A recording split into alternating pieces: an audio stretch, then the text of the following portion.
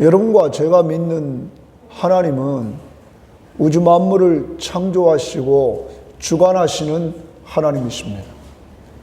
그분을 우리는 창조주라 이렇게 말씀하고, 또한 창조주 하나님은 타락한 인간을 구원하시기 위하여 직접 인간의 몸을 이끌고 이 땅에 오셔서 여러분과 저를 죄에서 구원하시려고 십자가에 못 박혀 죽으시고 우리의 죄값을 피 흘려 갚아주심으로 그를 믿는 모든 자들에게 죄를 용서받고 하나님의 자녀가 되어서 하늘나라를 상속받는 놀라운 축복을 허락해 주셨습니다.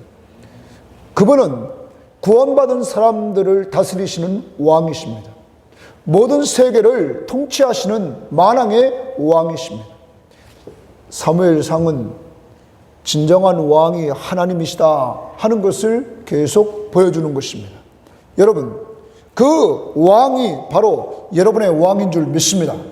예수 그리스도, 그분이 바로 우리의 구원자시며 우리의 삶의 주인이시며 우리의 왕으로 우리를 늘 통치해 주신다는 것입니다. 그분은 세상 끝날까지 여러분과 함께 해주시겠다고 약속을 하고 오늘도 여러분 마음속에 계시면서 여러분을 이 자리에 인도한 줄 믿습니다. 저를 이 자리에 인도한 줄 믿습니다. 이러한 하나님이 여러분 속에서 여러분의 인생을 끝까지 인도하시고 그리고 여러분을 하나님 나라로 인도해 주실 것입니다. 그러므로 우리는 감사하며 살아야 되고 그의 왕권을 인정하며 살아야 되는 것입니다. 오늘 18장에 보면 우리의 왕이신 이 하나님은 백성들과 함께 하시며 지혜롭게 해주십니다. 따라서 합시다. 지혜롭게 하십니다. 여러분 안에 계신 만왕의 왕이신 예수 그리스도, 그분은 여러분과 함께 하시면서 여러분과 저를 지혜롭게 하신다는 것입니다. 지혜가 뭘까? 구약에서 여러분과 제가 세상 사람들도 많이 읽는, 성경 중에서 많이 읽는 부분이 뭐냐면 잠언입니다. 잠언 9장 10절에 보면 이렇게 말합니다. 여호와를 경외하는 것이 지혜의 근본이요 거룩하신 자를 아는 것이 명철이니라. 여러분, 지혜가 뭡니까? 성경은 이렇게 말합니다. 여호와를 경외하는 것이 지혜의 근본이다. 여호와는 유일하신 참 하나님, 스스로 계신 분, 한 분밖에 안 계신 창조주 하나님, 그 하나님을 경외하는 것이 지혜의 근본이라. 그럼 여러분, 경외라는 말은 두려워한다는 말입니다. 두려워한다는 말은 무서운 것보다 너무 고귀해서 두려워하는 겁니다. 여러분은 예수 그리스도를 두려워하며 섬기고 있습니까? 예수 그리스도를 믿고 있습니까? 여호와를 경외하는 것이 지혜의 근본이다. 오늘도 우리가 이 자리에 와서 예배를 드리지만 우리의 마음 중심에 예수 그리스도를 믿고 의지하며 산다? 이것이 지혜인 줄 믿습니다. 그래서 사도 바울은 에베소 교회에 편지를 합니다. 에베소 1장 17절에 그는 이렇게 말합니다. 우리의 아버지께서 지혜와 계시의 영을 우리에게 주사 하나님을 알게 하시고, 이렇게 말합니다. 여러분, 하나님을 알고 하나님을 경외하고 하나님을 섬기는 것은 아무나 할 수 없고, 하나님이 지혜와 계시의 영을 우리에게 주사 하나님을 알게 하셨다 말합니다. 여러분, 지혜와 계시의 영이 어떤 영입니까? 성령인 줄 믿습니다. 이 성령을 여러분과 저에게 주셔서 예수 믿고 죄를 용서받고 하나님의 자녀가 되고 주님이 우리와 함께하는 삶을 살고 그리고 하늘나라를 상속받는 놀라운 축복의 자리에 이르게 했다는 것이죠. 이것은 지식으로 믿는 게 아닙니다. 위로부터 하나님이 주신 지혜를 받은 사람만 믿는 줄 믿습니다. 성경을 공부해서 믿는 것이 아니라 믿음 자체는 하나님이 주시는 선물인 줄 믿습니다. 그래서 공부 잘하는 사람이 지혜로운 것이 아니라 성경은 말하기를 예수 믿는 사람이 지혜롭다, 이렇게 말하는 것입니다. 고린도전서 1장 24절에 보면 그리스도는 하나님의 능력이요 하나님의 지혜라, 이렇게 말합니다. 따라서 합시다. 그리스도는 하나님의 능력이요 하나님의 지혜니라. 그럼 여러분, 우리가 신약시대를 살아가는 우리가 예수를 믿고 의지한다? 이것이 지혜입니다. 예수 그리스도가 우리 안에 계십니다. 믿는 자 안에. 그는 하나님의 능력이요 하나님의 지혜입니다. 그럼 여러분 안에 지혜가 있어요 없어요? 있다는 것입니다. 여러분, 그리고 오늘 우리가 이 18장을 접근해 봅니다.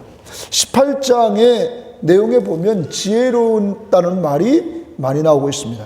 여러분, 먼저 5절 말씀을 보십시오. 5절 말씀에 보면 이렇게 말하고 있습니다. 다윗은 사울이 보내는 곳마다 가서 지혜롭게 행하매, 이래 말합니다. 다윗은 사울이 보내는 곳으로 가면 어떻게 행해요? 지혜롭게 행했다. 그러면 이 다윗이 지혜롭게 행했던 것은 바로 앞부분에 어떤 사건이냐면 오직 믿음으로 블레셋의 장수 골리앗을 물리친 것입니다. 여러분, 자, 골리앗은 칼과 창을 들고 나와서 전쟁에서 이기려고 하는 이러한 사람이었습니다. 당시에 이 블레셋은 철기 문화가 발전했죠. 자, 그런데 이들은 철기 문화를 이 가나안 땅에 있는 이스라엘 히브리 민족에게 전수해 주지 않았습니다. 왜냐하면 이 철기 문화가 발달함으로 이 무기 체제가 완전히 바뀌고, 그리고 힘의 균형이 한쪽으로 쏠리게 됐다는 것이죠. 이것이 히브리 사람에게 전수되면 히브리 사람은 또 강해질 수 있다는 것이죠. 그래서 전수해 주지 않았습니다. 그래서 전쟁할 때 사울과 그의 아들 요나단만이 칼과 무기로 무장할 수 있었고 나머지는 형편없었습니다. 그리고 이들의 농기구가 망가지면 어디 가서 고쳐야 됐어요? 블레셋에 내려가서 고쳐야 될 정도로 이들은 문화가 발달해서 이 철기 문화 속에서 이들은 좋은 무기를 가지고 있었습니다. 그래서 전쟁할 때 무기로, 우리가 힘 있는 무기로 싸워서 이겨야 한다 하는 사고였습니다. 그럼 다윗은 무기적인 측면에서 형편없습니다. 그는 물맷돌을 가지고 갔습니다. 그는 오직 믿음으로 나갔습니다. 전쟁은 여호와께 속했다. 그래서 하나님, 유일하신 참 하나님을 믿는 믿음으로 나갔습니다. 그런데 누가 이겼습니까? 믿음으로 나갔던 다윗이 이겼습니다. 전쟁이 하나님께 속해 있음을 보여줬습니다. 이렇게 지혜란 무엇인가? 전쟁은 하나님이 하신다는 사실을 믿고 나갔던 지혜였습니다. 자, 이 전쟁에서 지혜롭게 믿음으로 이기고 돌아오자 요나단이 그를 사랑해 줍니다. 여러분, 오직 믿음으로 지혜롭게 행한 사람은 사랑을 받습니다. 더 나갑니다. 그가 가는 곳마다 오늘 지혜롭게 행해서 다 일을 잘합니다. 그러자 왕이 인정합니다. 백성들이 인정합니다. 신하들이 인정합니다. 사람들에게 인정을 받게 됩니다. 자, 지혜로운 삶은 오직 믿음으로, 예수를 믿는 믿음으로 사는 지혜로운 삶은 믿음이 있는 요나단에게 사랑을 받습니다. 그리고 왕과 신하들과 백성들에게 인정받는 삶을 살았다는 사실입니다. 더 나갑니다. 여러분, 또 우리가 지혜롭다라는 말을 우리가 보는데 이렇게 성경은 표현하고 있습니다. 14절을 보십시오. 14절에 이렇게 말하고 있습니다. 다윗이 그의 모든 일을 지혜롭게 행하니라. 여호와께서 그와 함께 계시니라. 다윗이 모든 일을 어떻게 행했다고요? 지혜롭게 행했다. 이렇게 말합니다. 그런데 그 지혜롭게 행하는 근원지를 찾아갔더니 후반부에 뭐라고 그러냐면 여호와께서 함께 하시더라 이렇게 말합니다. 여러분, 지혜로운 삶은 누가 함께 하시는 거예요? 하나님이. 그러므로 세상의 지혜가 아닙니다. 세상의 지혜로는 하나님을 알 수가 없습니다. 하나님이 함께 하시는, 하나님이 주시는 지혜, 이 지혜를 가지고 이렇게 다윗은 살아갑니다. 그래서 하나님이 크게 지혜롭게 하셨다 이렇게 말합니다. 그 다음도 보십시오. 15절도 사울은 다윗이 크게 지혜롭게 행함을 보고 그를 두려워했다. 여러분, 사울이 다윗을 볼 때마다 크게 지혜롭게 행하는 모습을 보고는 두려워합니다. 그리고 사람들이, 사울이 다윗이 행하는 모습을 또 계속 관찰해 봅니다. 관찰해 보자 어떤 결과를 얻게 되냐면 28절을 보십시오. 28절에 이렇게 말을 합니다. 여호와께서 다윗과 함께 계심을 사울이 보고 알았고 이랬습니다. 자, 지금 지혜롭게 행하는 다윗을 사울이 봅니다. 그리고 알아갑니다. 뭘 알아가냐면 저 다윗과 누가 함께해요? 하나님이 함께하는구나. 하나님이 함께하는구나. 여러분, 다윗은 믿음으로 살아 지혜를 가지고 삽니다. 그리고 그가 지혜롭게 사는 그 근원을 봤더니 하나님이 그와 함께해 줍니다. 그런데 그가 함께하는 그 지혜로운 삶을 사람들이 보고 합니다. 저 사람 지혜로운 사람이구나. 여러분과 제가 예수 믿는 사람들이 우리를 보면 예수를 믿고 사는 우리들을 뭐라고 그래요? 지혜롭다. 왜냐하면 여호와를 경외하는 것이 지혜의 근본이다. 많은 것을 배워서 세상 학문이 많아서 지혜로운 것이 아니라 영원한 지혜는 예수 그리스도를 믿고 구원받은 지혜랍니다. 여러분, 이런 은혜를 받았습니까? 자, 그 다음에 지혜로운 사람이 어떻게 됐는가를 보겠어요. 다윗이 마지막 30절을 보십시오. 이렇게 말합니다. 블레셋 사람들의 방백들이 싸우러 나오면 그들이 나올 때마다 다윗이 사울의 모든 신하보다 더 지혜롭게 행하며, 거기 또 줄칩시다. 더 지혜롭게 행하며 이에 그의 이름이 심히 귀하게 되니라. 여러분, 자, 블레셋이 등장하면 다윗과 사울의 신하들이 가게 되는데 누가 지혜롭게 하느냐? 다윗이 사울의 신하보다 더 지혜롭게 행했다. 결과가 뭡니까? 그의 이름이 높아졌다. 그의 명성이 드러났다 하는 것입니다. 그의 이름이, 우리말 성경에는 그의 이름이 널리 퍼졌다. 지혜로운 삶의 결과를 말해주고 있는 것입니다. 다시 신약을 사는 우리들에게 돌아옵시다. 지혜가 뭔가? 지혜는 여호와를 경외하는 것이다. 신학적인 측면에서 보면 누구 믿는 것이다? 예수 믿고 의지하며 사는 것이다. 그럼 우리 지혜 받았어요? 안 받았어요? 받았다. 자, 그런데 지혜를 어떻게 얻게 되느냐 하는 거죠.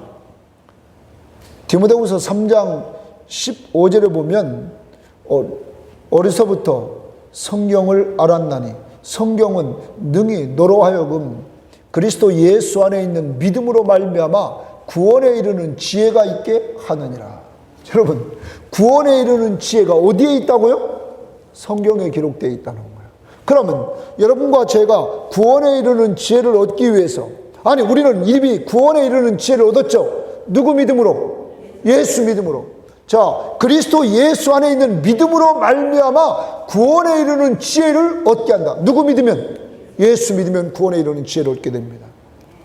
자, 그런데 요한은 요한복음 5장 39절에서 이렇게 말합니다. 또 너희가 성경에서 영생을 얻는 줄 생각하고 성경을 연구하거니와 이 성경이 곧 내게 대해서 기록되어 있다. 이렇게 말합니다. 자, 성경에서 영생을 얻는 줄 생각하고 성경을 연구합니다. 자, 그런데 곧 이 성경은 누구에 대해서 기록했다고요? 예수.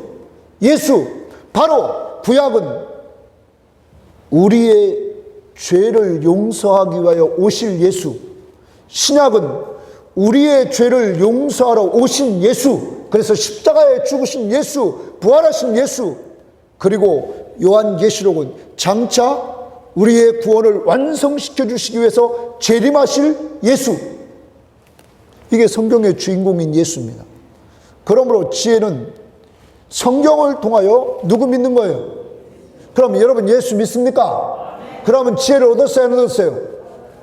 이제 남들에게 꿀리지 말고 여러분은 지혜로운 자라는 사실을 항상 하나님 앞에서 되새기면서 사시기를 바랍니다. 이것은 어떤 내가 공부를 많이 해서 되는 것이 아닙니다. 아까도 말씀드렸습니다. 에베소서 1장 17절에 보면 하늘의 하나님 아버지께서 지혜와 계시의 영을 너희에게 주사 하나님을 알게 하시고, 자, 지혜와 계시의 영을 우리에게 주었다. 누가 주셨어요? 하나님이. 그러므로 내가 예수 믿는 지혜를 받은 것은 하나님의 은혜인 줄 믿습니다. 하나님의 은혜요. 하나님의 은혜. 하나님이 거저 주시는 은혜라는 사실이죠. 그러므로 우리는 늘 감사해야 됩니다. 이제 그러면 구원에 이르는 지혜는 받았습니다. 그러면 구원받은 것으로 끝나는 것은 아니죠. 이미 우리는 구원받았어요. 구원받았지만 이 땅에 지금 살고 있단 말이에요. 이 땅에 사는 우리들에게 삶의 지혜가 필요하다는 거죠. 자, 우리가 야고보서 3장을 나같이 한번 펴보겠어요.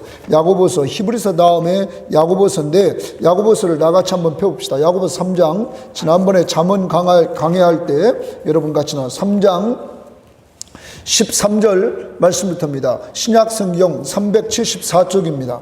자, 야고보서 3장 거기 13절 말씀입니다. 너희 중에 지혜와 총명이 있는 자가 누구냐? 지혜 있고 총명한 자가 누구냐? 그는 선행으로 말미암아 지혜의 온유함으로 그 행함을 보일지어다. 그러면 지혜는 뭘로 나타나면 행함으로 보여라 이 말이에요. 지혜는 뭘로 나타난다고요? 행함으로. 그러니까 저 사람이 지혜로운가 지혜롭지 못한가는 행함을 보면 다 압니다. 그러면 그 다음 보십시다. 이렇게 말합니다. 그러나 너희 마음속에 독한 시기와 다툼이 있으면 자랑하지 말라. 진리를 거슬려 거짓말하지 말라. 자, 두 가지를 지적해요. 세상 지혜 중에서 세상 사람들이 가진 지혜입니다. 예수 믿지 않는 사람들이 가진 지혜 뭐야? 시기와 다툼이에요. 남을 시기합니다. 자꾸 남에 대해서 비방합니다. 그리고 다툽니다. 이건 하나님이 주신 지혜가 아니에요. 이건 세상 지혜란 말이에요. 그러면서 거짓말하지 말라. 거짓말도 세상 지혜예요. 그 다음, 이러한 지혜는 위로부터 내려온 것이 아니요 하나님께로부터 온 것이 아니요 땅 위의 것이요. 어디서 있는 거예요? 땅 위에. 그 다음, 정욕적인 것이요 정욕적이다 이렇게 말합니다. 여러분, 정욕적인 것이라고 말하는 것을 다른 번역 성경에는, 공동 번역에는 동물적이다, 동물적으로 행한다. 그리고 세 번째, 귀신의 것이다, 귀신의 것이다. 여러분, 다시입니다. 시기, 다툼, 거짓, 이건 다 세상적이고 정욕적이고 내 정욕에 의해서 된 것이고, 그 다음 뭐라고요? 마귀적이다 이렇게 말합니다. 귀신적이다 이런 말. 공동번역에는 악마적이다 이렇게 말합니다. 그 다음에 보십시오. 16절, 시기와 다툼이 있는 곳에는 혼란과 모든 악한 것이 있습니다. 시기와 다툼, 이건 세상의 지혜죠. 세상의 지혜를 가진 사람들 가만히 보십시오. 시기하고 다투고, 그 다음 나중에 17절 하반절에 편견과 거짓이 없나니, 위로부터 난 지혜는 편견과 거짓이 없다. 그러면 땅에 난 지혜는 뭐가 있어요? 편견과 거짓이 있다는 거예요. 편견이라는 말은 무슨 말입니까? 한쪽으로 치우친 공정하지 못한 생각이나 견해예요. 그럼 우리가 요새 가만히 보십시오. 정치하는 사람들 한쪽으로 편중되어 있죠. 자, 우리가 진보 사람들의 생각인 한쪽으로 편중되어 있습니다. 예를 들어 본다면 우리가 요새 동성연애에 대해서 진보는 관대합니다. 보수는 반대합니다. 이렇게 서로 간에 편향되어 있어요. 그러면 우리가 가만히 보면 그리스도인은 분명히 동성연애를 반대합니다. 그렇지만 사람은 사랑해야 돼, 안 사랑해야 돼? 사랑해야 되죠. 사람을 정죄하는 것이 아닙니다. 동성연애는 하나님께서 싫어하시는 것이기 때문에, 왜? 창조의 질서를 위반하는 것이란 말이에요. 우리는 한쪽으로 치우치지 말고 편향되지 말아야 된다는 것이죠. 자, 세상 지혜 정리해야 됩니다. 나에게 요새 그런 모습이 있다면 회개하자는 거죠. 첫 번째가 뭐예요? 시기, 질투, 비방. 두 번째, 다툼. 자꾸 다투려고 그래요. 세 번째 뭐예요? 편견. 네 번째 뭐예요? 거짓. 거짓말을 쉽게 한단 말이에요. 이것이 세상 지혜입니다. 그런데 위로부터 난 지혜는 뭘까요? 여러분 보십시오. 17절 보십시오. 오직 위로부터 난 지혜는 첫째 성결하고, 그래서 성결하고, 이건 순결하다. 그 다음에 화평하고, 그 다음 관용하고, 관용은 유순하고 너그러운 거예요. 너그럽다라는 말이에요. 그 다음 긍휼과 양순이 있습니다. 양순은 잘 순종하고 고분고분하고 이런 의미입니다. 그 다음 긍휼, 남을 불쌍히 여기고, 그 다음 선한 열매가 가득하고, 위로부터 난 지혜는 성결, 화평, 관용, 양순, 긍휼, 그래서 선한 열매가 가득하다. 편견과 거짓이 없나니 화평하게 하는 자들은 화평으로 심어 의의 열매를 거두리라. 거기 화평을 강조합니다. 여러분, 위로부터 난 지혜는 예수를 담습니다. 예수 그리스도가 이 땅에 오셔서 십자가에 죽으심으로 예수 십자가는 우리를 하나님과 화평하게 만들고 이방인과 유대인들을 화평하게 만들었습니다. 그러므로 위로부터 난 지혜를 얻고 생활하는 사람은 늘 화평을 추구해야 될 줄 믿습니다. 우리는 이 땅에 살고 있습니다. 그래서 아직 육체를 입고 살기 때문에 우리는 완전한 인간이 아니에요. 그래서 우리에게도 때로는 시기하고 다투고, 그리고 편견이 있고, 그리고 또한 거짓도 행할 수 있어요. 지난주 큐티에서 다윗도 거짓말을 했어요, 안 했어요?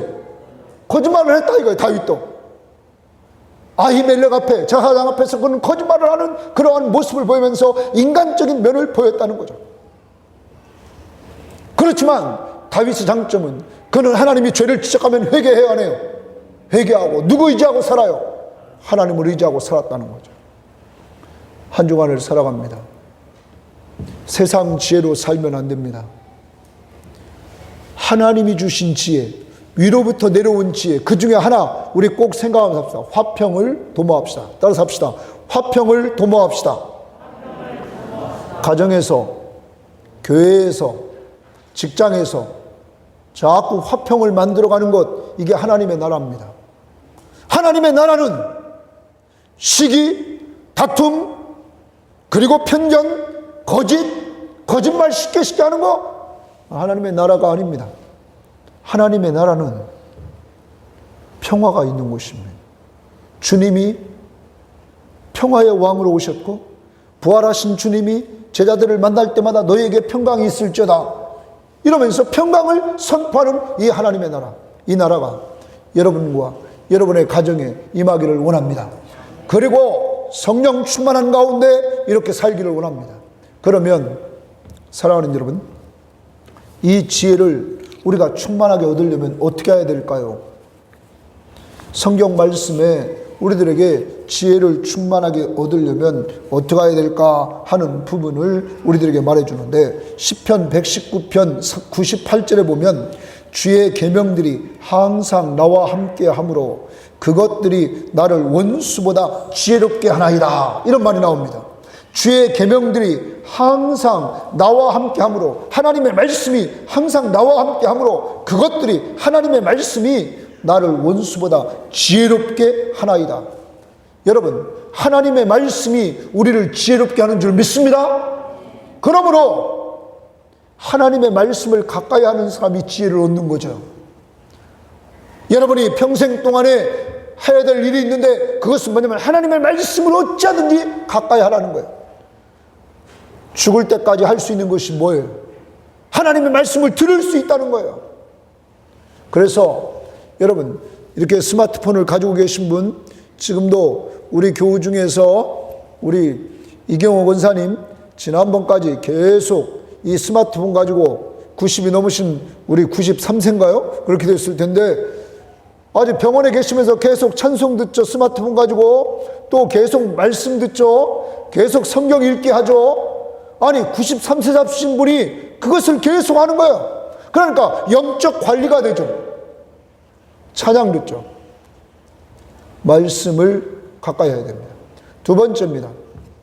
야고보서 1장 5절에 보면 너희 중에 누구든지 지혜가 부족하거든 후히 주시고 꾸짖지 아니하시는 하나님께 구하라. 그리하면 주시리라. 지혜 달라고 기도하라, 이거 기도하라. 후히 주시는 하나님 앞에 기도하라. 이제 우리는 두 가지를 통하여 더 지혜로운 삶을 살아가야 됩니다. 말씀과 기도입니다. 말씀과 기도를 통하여 여러분과 제가 늘 남은 생애 동안에 지혜롭게 해달라. 기도하고 말씀을 통하여 지혜를 얻어서 그 말씀을 우리 생활에 적용함으로 말미암아 지혜로운 삶을 살아가자는 거죠. 우리는 찬송을 부를 때 한번 봅시다. 53장 찬송을 한번 봅니다. 찬송가 53장을 봅시다. 찬송가 53장 한번 봅니다.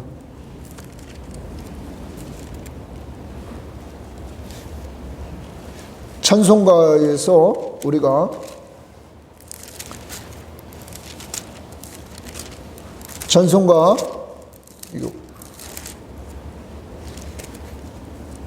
53장에 보면은, 거기 보면은 우리가 성전을 떠나가기 전 머리를 숙일 때 주께서 함께 계시고 복 내려 주소서. 집으로 돌아가는 길 주 동행하시고 내 모든 언행 심사를 다 지켜주소서. 거룩한 날이 다가고 저녁이 되도록 우리 마음에 빛대사 늘 비춰주소서. 자, 지혜로운 주님이 우리와 좀 동행해 달라라는 이런 찬양입니다. 여러분과 제가 이 땅을 살아가는데 있어서 우리는 늘 지혜로우신 그리스도와 함께 우리가 살아가는 이러한 삶을 살아가야 됩니다. 자, 그런데 찬송가를 우리가 부를 때마다 이 지혜로운 찬송 한번 우리가 이렇게 부르게 되는데, 그 지혜로운 찬송을 부를 때 한번 9장 3절입니다. 9장 3절. 9장 3절을 한번 쳐보십시오. 9장 3절. 찬송가 9장 3절을 보면 연약한 심령을 굳게 세워 주시고 우둔한 마음을 지혜롭게 하시고 주의 뜻 받들어 참되게 살아가며 주 말씀 따라서 용감하게 하소서. 권능과 지혜와 사랑 은혜의 하나님, 우리 예배를 받아 주소서. 3절만 한번 불러보겠습니다. 연약한 심령을 굳게 세워주시고 우리를 지혜롭게 해달라고.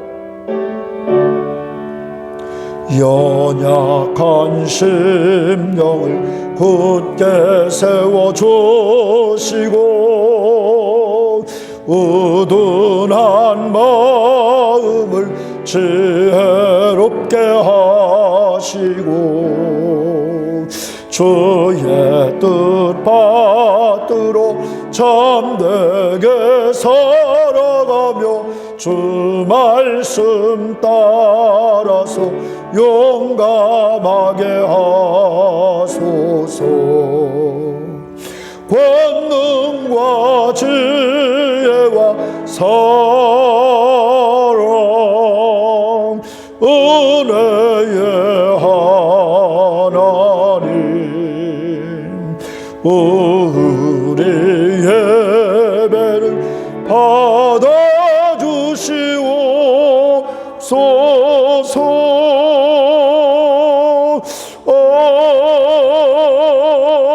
아멘. 우리가 늘 기도할 때마다 연약한 심령을 굳게 세워주시고 우둔한 마음을 좀 지혜롭게 해 주시옵소서. 하나님은 지혜의 하나님, 그 지혜의 하나님이 우리에게 좀 지혜를 달라고 기도하면서 살아야 될 것입니다. 두 번째입니다.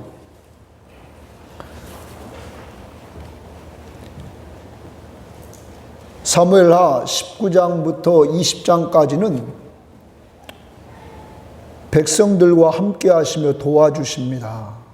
자, 우리의 왕이신 하나님은 백성들과 함께 하시면서 도와주십니다. 따라서 합시다. 도와주십니다.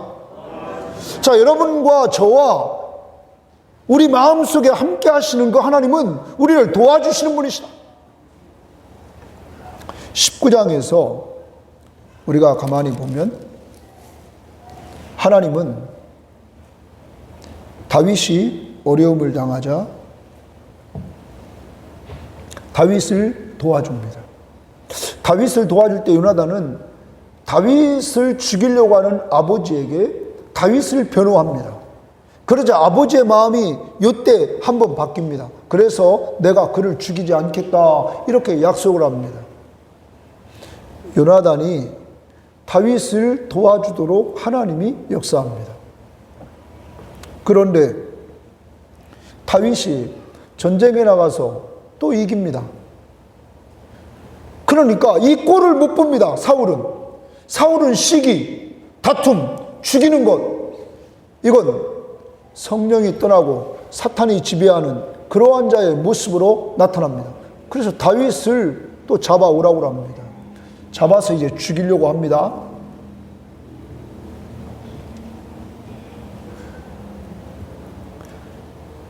그래서 다윗이 피합니다. 사울이 창을 딱 던져가지고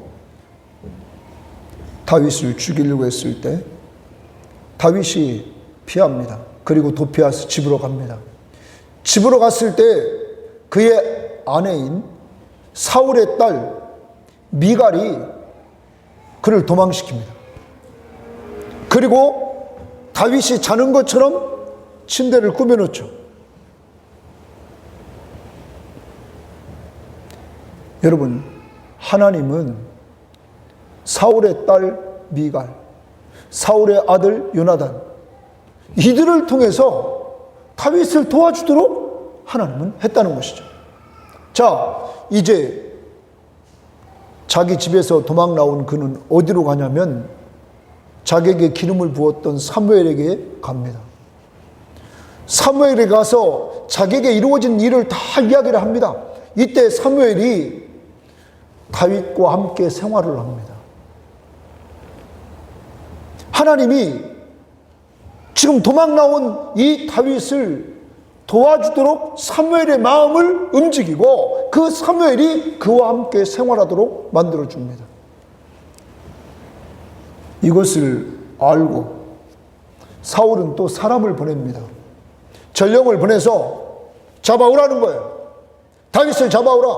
그런데 1차, 2차, 3차, 3번씩이나 전령을 보내는데 이 전령을 보내는 자들이 선지자들 무리와 함께 거기 가기만 하면 예언을 합니다. 하나님의 영이 역사에서 예언을 하는 거예요. 그러자 사울은 자기가 직접 갑니다. 자기가 직접 다윗을 잡으러 갔는데 그도 하나님의 성령이 임해가지고 예언하는데 그가 벌거벗습니다. 누구 앞에서? 사무엘 앞에서 벌거벗은 가운데 그가 하루를 지냅니다. 여러분, 하나님의 성령이 떠나고 악령이 지배했던 사울에게 성령이 지배해서 예언하게 만들므로 말미암아 누구를 못 잡게 하는 거예요? 다윗을 못 잡게 만드는 거예요. 그 사이에 다윗은 도망갑니다.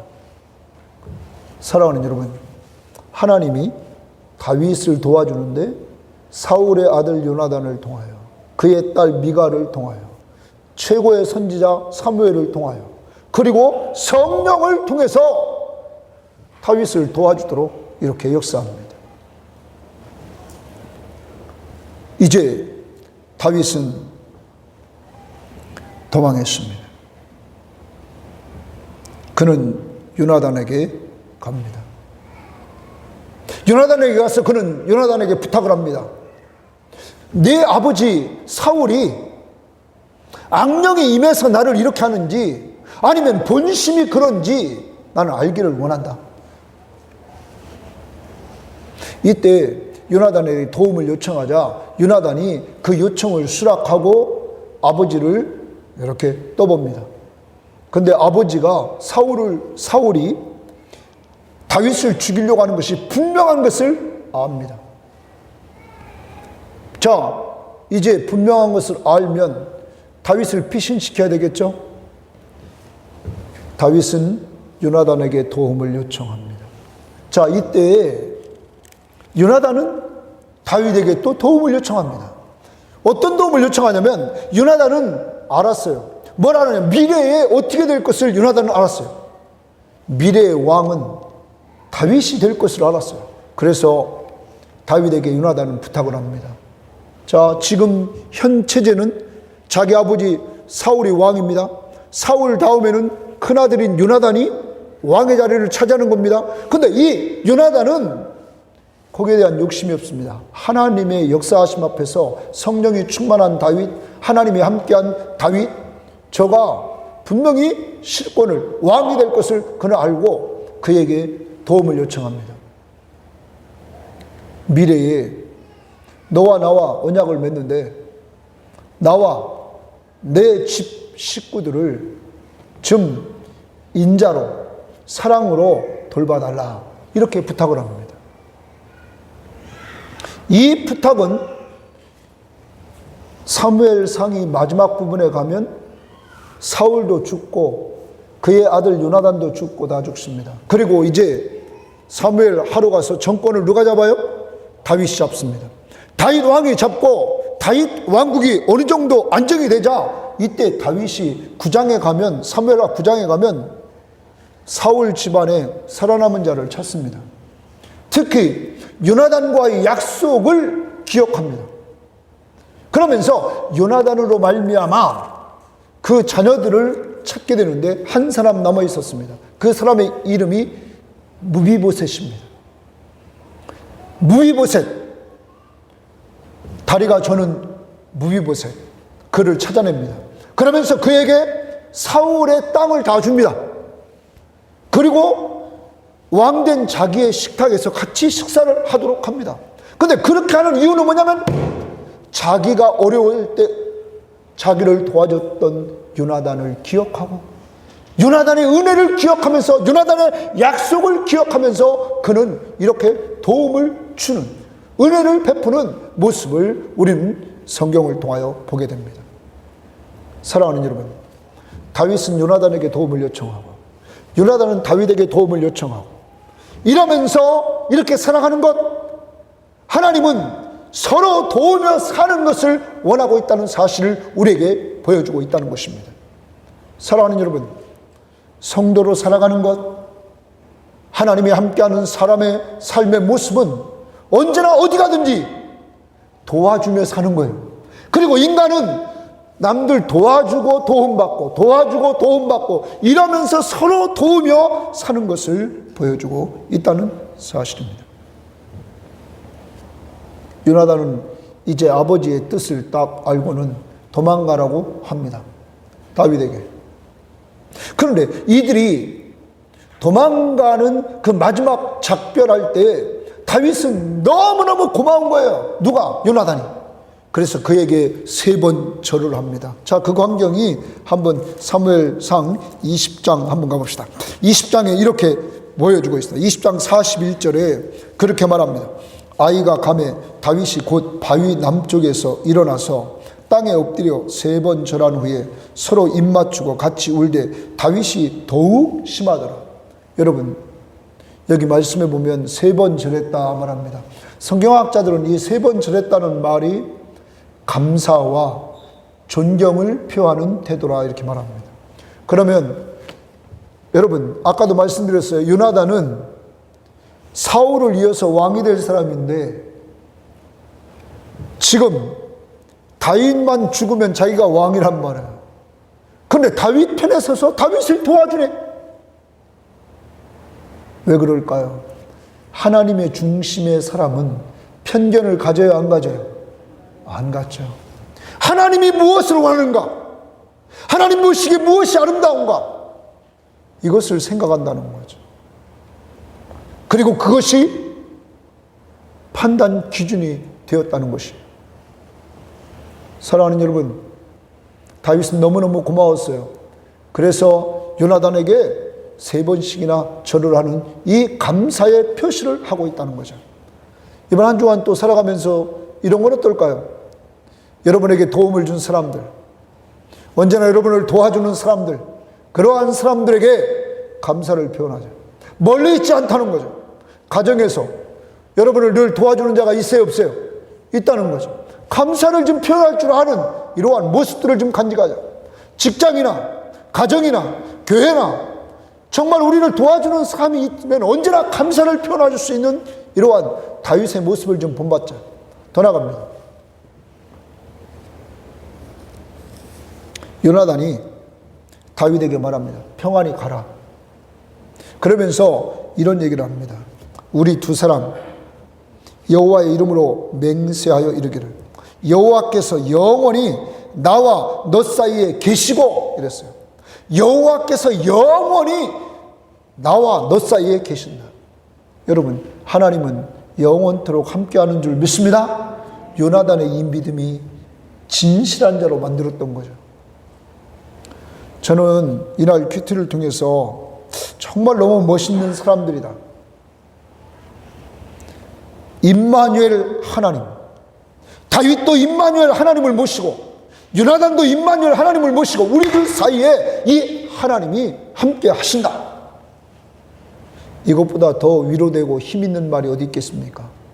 다윗에게 이제 도망가라 하면서 하나님이 너에게도 함께하고 나에게도 영원히 함께해 주신다.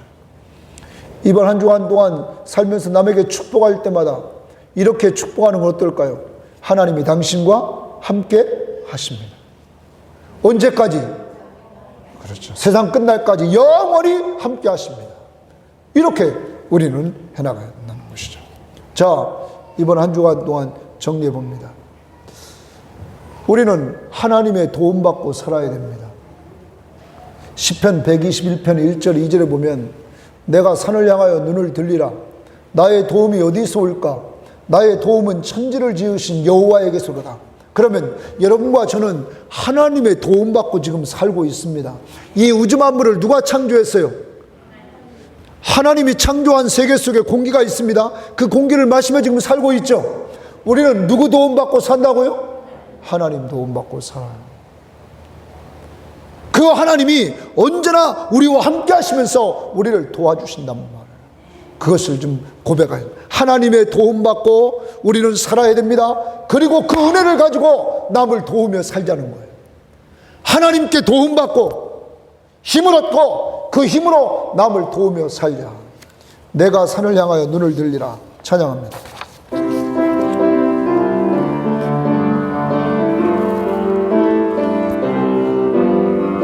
내가 산을 향하여 눈을 들리라. 나의 도움이 어디서 올꼬? 천지 지으신 여호와 나의 왕이요 영원 무궁히 지키시리로. 다시 한번 내가 산을 향하여 들리라. 나의 도움이 어디서 올꼬? 천지 지으신 여호와 나의 왕이요 영원 무궁히 지키시리로다.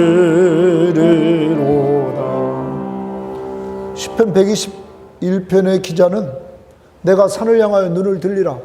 나의 도움이 어디서 올꼬? 나의 도움은 하늘과 땅을 지으신 여호와에게서 온다. 그리고 그 하나님은 그 이후에 3절부터 마지막 절에 나를 지켜주신다. 항상 여러분을 도와주시는 분이 계신데 그분은 하나님이십니다. 하나님은 어떤 자를 도와주십니까? 두 가지만 생각하면 돼요. 기도하는 자, 하나님 앞에 도움을 요청하며 기도하는 사람. 더 나아갑니다. 기도할 뿐만 아니라 먼저 그의 나라와 그의 의를 구하며 사는 사람, 이러한 사람을 하나님은 도와주십니다. 그러므로 도움이 필요합니까? 하나님 앞에 기도하십시오. 도움이 필요합니까? 먼저 그의 나라와 그의 의를 구하시면서 사십시오. 하나님이 도와주신다는 거예요. 여러분, 우리는 시편 46편 1절도 많이 외우죠. 하나님은 우리의 피난처시요 힘이시니 환난 중에 만날 큰 도움이시라. 환난 중에 만날 큰 도움이시라. 하나님은 우리의 피난처시요. 내가 어려움 당하면 하나님 앞에 피하라. 힘이시니 환난 중에 만날 큰 도움이시라. 그러므로 하나님 앞에 도움받고 남들에게 도와주며 살아야 됩니다. 이번 한 주간 또 살아갑니다. 내가 도와줘야 될 사람이 내 주변에 누군가를 좀 살펴보고 그를 좀 도와주며 살아갈 수 있는 이러한 성도들이 되기를 바랍니다. 도움하면 물질적인 것만 생각하지 마십시오. 내가 기도로 도와줄 사람도 있습니다. 내가 또한 말씀으로 위로해 줘야 될 사람도 있습니다. 우리가 사람들을 영적으로 육적으로 도와주며 사는 이러한 성도들이 되자고요. 우리 교회는 섬김의 교회입니다. 이제 우리는 말씀과 기도로 남을 도와주며 섬기면서 살아가는 이러한 성도들이 꼭 되기를 주의 이름으로 바랍니다. 또한 마지막입니다.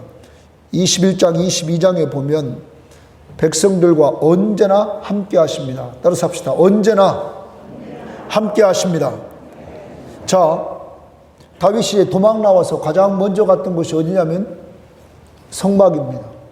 제사장이 있는 곳에 갑니다. 아히멜렉 제사장이 있는 곳에 가서 거기 가서 뭘 달라고 그러냐면 떡을 달라고 합니다. 자기와 자기 젊은 소년들이 배고프니까 떡을 달라고 합니다. 그러자 제사장이 떡을 줍니다. 제사장밖에 먹을 수 없는 그 떡을 사랑으로 굶주린 가운데 있기에 율법의 문자적인 해석이 아니라 율법의 근본 정신인 사랑으로 줍니다. 더 나갑니다. 다윗이 무기가 없냐, 칼과 창이 없냐 그랬더니 그 아히멜렉이 말합니다. 지금 이곳에 너가 전쟁에 나가서 이겼을 때 썼던 골리앗의 칼이 있다. 그래서 그는 칼을 받게 됩니다. 자기에게 필요한 것, 떡과 칼을 얻게 됩니다. 자, 그리고 그는 이제 그곳을 떠납니다. 그것을 떠나가지고 어디로 가냐면 블레셋 가드 지방에 갑니다. 그곳에 갔다가 사람들로부터 가드의 장군이었던 골리앗 장군을 죽인 자가 누구였어요? 다윗이었다는 사실을 그들이 알고 있는 것을 압니다. 그리고 이스라엘 백성들의 왕같이 대우받았다는 것을 압니다. 사울이 죽인 자는 천천히요 다윗이 죽인 자는 만만이라는 사실을 그 블레셋 사람들이 압니다. 그러자 다윗이 미친 척을 합니다. 그리고 도망 나옵니다. 왜냐하면 거기 있다가는 잡혀 죽을 것 같으니까 그는 미친 척하고 행동을 취해서 미친 자처럼 행동해서 도망 나옵니다. 하나님은 어려울 때 그에게 떡과 무기를 줬지만 또 어려울 때 피하기도 하십니다. 하나님은 어떤 분이십니까? 영원히 여러분과 함께 하신 그 하나님은 우리의 필요를 채워주는 공급자이신 줄 믿습니다. 더 나아갑니다. 하나님은 우리가 어떤 때 다윗이 어떤 성경학자들 말합니다. 왜 블레셋 진영에 갔냐는 거예요. 잘못 판단해서 그곳에 갔지만 그것으로부터 피하게 만들어주시는 인도자란 말. 인도자시다. 더 나갑니다. 우리가 22장에 가면 오늘 아침 퀴티입니다. 다윗이 다시 도망 나와가지고 그가 들어온 것이 아둘람의 굴입니다. 아둘람의 굴에 그가 있을 때 하나님이 400명을 붙여줍니다. 그의 부모, 그의 형제들, 그리고 이 사울이 다스리는 이스라엘 나라의 비주리들, 다시 말하면 거기서 어려움을 당하고 있던 사람들이 다윗에게 와서 붙습니다. 그게 400명입니다. 자, 하나님은 다윗에게 힘을 줍니다. 도망자인 다윗에게 400명의 사람을 붙여줍니다. 더 나갑니다.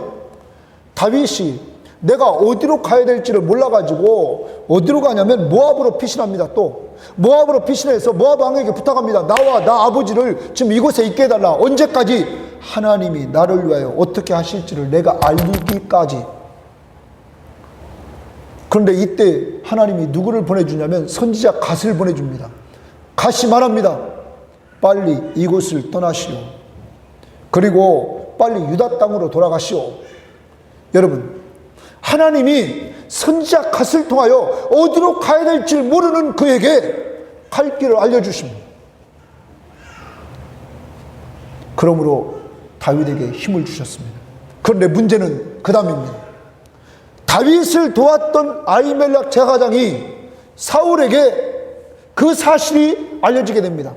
그러자 이 사울은 제사장 아히멜렉과 그 집안 사람들, 제사장들 85명을 죽이고 그의 가족들을 다 죽이고 그의 가축들을 다 죽입니다. 이 사실을 듣게 된 다윗은 이것이 내 탓이다 합니다. 나 때문에 이렇게 제사장들이 다 죽게 됐다는 거예요. 더 나갑니다. 그는 내 탓이라고 하면서 그 중에 한 사람이 도망 나옵니다. 그가 누구냐면 아비아달입니다. 아히멜렉의 아들인 아비아달이 도망 나와서 그 이야기를 다 다윗에게 해줍니다. 그러자 다윗이 뭐라고 말하냐면 위로해 줍니다. 두려워하지 말라. 두려워하지 말라. 내게 있으라. 위로해 줍니다. 또한 내 생명을 찾는 자가 내 생명도 찾는 자니 내가 나와 함께 있으면 안전하리라. 나와 함께 있으면 안전하리라. 이 말은 무슨 말이냐면 내가 너를 보호해 주겠다 하는 말입니다. 사랑하는 여러분, 다윗은 너무나 슬픔에 졌습니다. 아픔을 겪게 됩니다. 자기가 제사장에게 찾아가서 떡을 구하고 칼을 요구했던 그것 때문에 그 제사장 가문이 완전히 다 죽게 되었습니다. 사랑하는 여러분, 하나님이 우리의 인생길에서 이렇게 다윗을 보면서 우리에게 알려주는 건 뭐냐면 때로는 사람이 우리에게 힘을 주는 사람이 있습니다. 함께해 줌으로 그리고 내가 할 길을 알려주는 이러한 사람들을 통하여 우리는 힘을 얻습니다.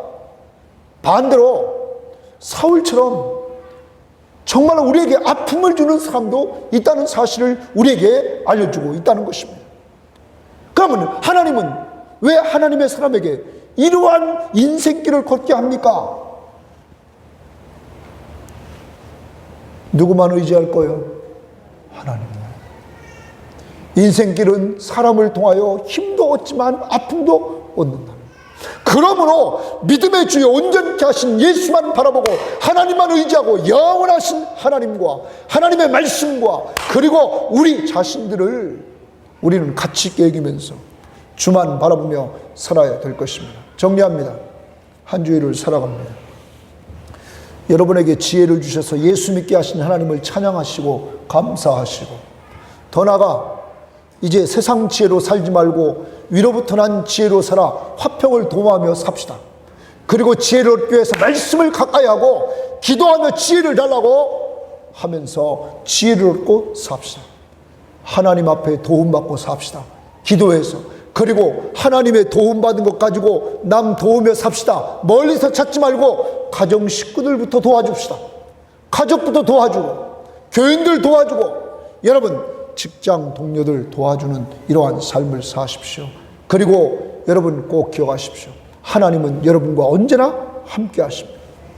그래서 필요를 공급해 주시고 여러분 가는 길을 인도해 주시고 그리고 여러분에게 힘도 주시고 어떤 때는 어려움도 주셔서 누구만 바라보라고 주만 바라보라고 이 시간 나와 같이 기도합니다. 지혜를 주옵소서. 도와 주옵소서.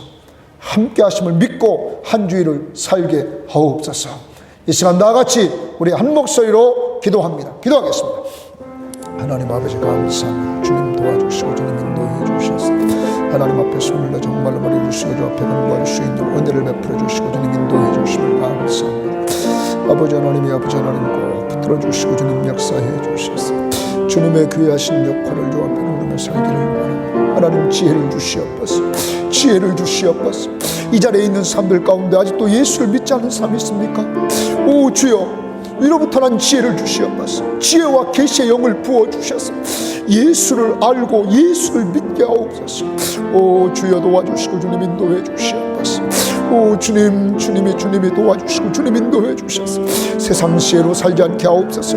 시기하며 다투며 아버지 하나님의 편견을 가지고 살고 또한 주 앞에 하나님의 거짓되게 살지 않게 하옵소서. 하나님 앞에서 하나님 앞에 성결하게 하시고 정말 온유하게 하시고 아버지 하나님이 하나님 평화를 유지하며 살아가실 수 있는 저희들 낼 수 있도록 인도해 주시고 역사해 주시기를 원합니다. 하나님 지혜를 주시옵소서. 말씀을 통하여 지혜 얻게 하시고 기도해서 지혜를 얻을 수 있도록 인도해 주시옵소서. 오늘 우리 중앙의 신명들이 정말로 하나님 섬김의 교회의 신명들 주님께서 기억해 주시고 인도해 주셔서 하나님 앞에서 도움받고 아버지 남 도와주며 살아가는 한 주간이 될 수 있도록 인도해 주시기를 원합니다. 하나님 아버지, 하나님 아버지, 하나님이 늘 우리 섬김의 식구들과 함께 해주셔서 하나님 필요한 것들을 공급해 주시기를 원하며, 아버지 하나님의 이들의 가는 길을 인도해 주시기를 원하며, 하나님이 힘을 주시기를 원하며, 아픔을 겪고 있는 신명들에게 아픔을 치유해 주시는 놀라운 역사를 베풀어 주시고 인도해 주시옵소서. 감사합니다. 감사합니다. 감사합니다. 감사합니다. 감사합니다. 한 번 더 기도하겠습니다. 오늘도 이렇게 야외에서 식사하는데 섬긴 자들이 있습니다. 하나님 앞에 받아가지고 섬기는 자들 하나님 더 축복해 주셔서 저들의 섬김이 아름답게 하옵소서. 또 섬김받는 사람들은 이 시간 그들을 기도로 축복해 주며 또 섬기는 것입니다. 도와주는 것입니다.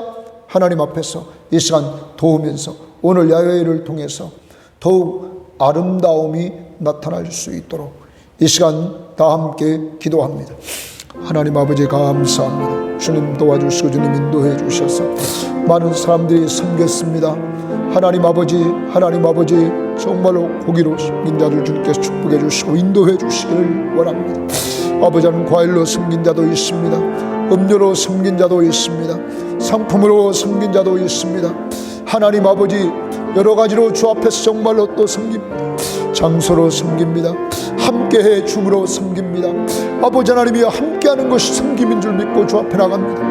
하나님 앞에서 정말로 이들의 섬김을 통해서 하나님 앞에 영광 돌리는 귀한 역사가 이루어질 수 있도록 하나님 인도해 주시고 하나님 역사해 주시옵소서.